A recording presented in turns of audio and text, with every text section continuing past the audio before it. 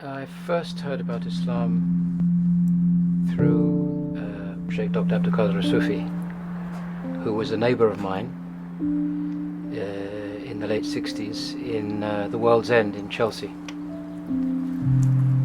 I hadn't heard anything about it before then, other than the usual sorts of bits and pieces that one hears. So he introduced me to it. And he had himself recently become a Muslim, and he just met Sheikh Mohammed ibn Habib, his sheikh, and he actually said to me when I met him that time, he said, as he was coming back from Morocco to England on the airplane, he was thinking of all the people he was going to tell about this experience that he'd had. And as he went through a list, he realized he couldn't tell any of them. And then he sort of bumped into me outside my house, and then invited himself to tea.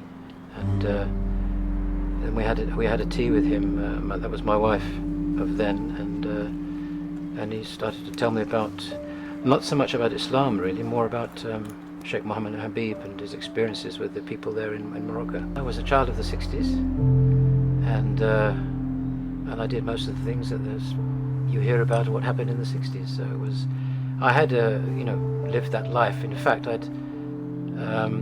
would say maybe a year or two before I met Sheikh Abdul Qadir, I had given up living in that way, and decided to clean my act up, if you like.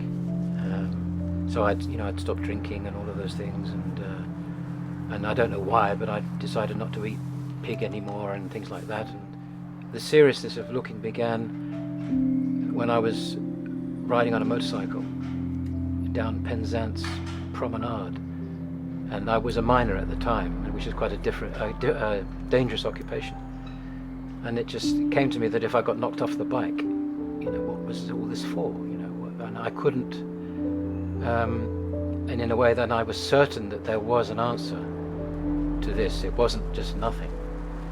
So I asked myself that question, and of course then I didn't have the answer to that, although I knew that there was one. So in a way I was primed, ready to encounter some answer. Well, I never knew where it was going to come from, how it was going to come. And so when I met Sheikh Abdul Qadir, then something else began to happen. I began to look at things in a different way, because there were other possibilities which had not been there before.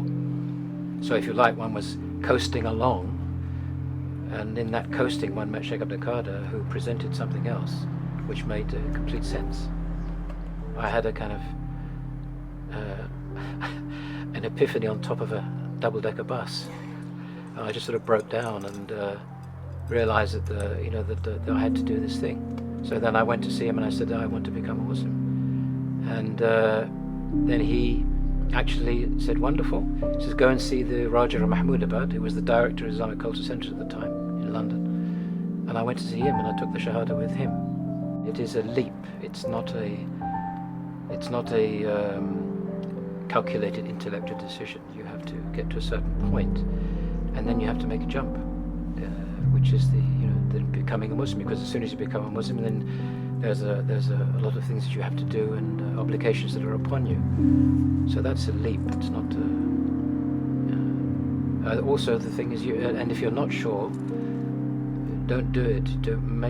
Go and find out more, and that you would, so that you do become sure this is what you want to do, because it's a total commitment.